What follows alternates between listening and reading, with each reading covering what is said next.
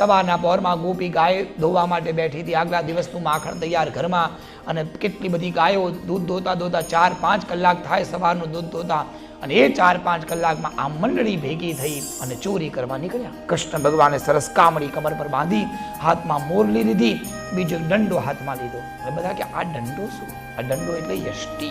આજે ભગવાને યષ્ટિ હાથમાં લીધી. કૃષ્ણ મોરલી તો રોજ લેતા હતા, આજે આ લાકડી કેમ? ભગવાન તમને ખબર ના પડે, તમે ચાલો, લાકડી વગર માટલું ફૂટશે નહીં. લોકોના માટલા ફોડવા હોય તો લાકડી જોઈએ.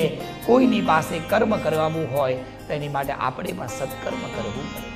લાકડી એ કર્મનો ઉપદેશ છે. ભગવાન કર્મનો ઉપદેશ આપણી લાકડી લઈ અને ચોરી કરવા ગયા. પેલા ભાઈબંધો કે પણ રસ્તો આ બાજુ છે.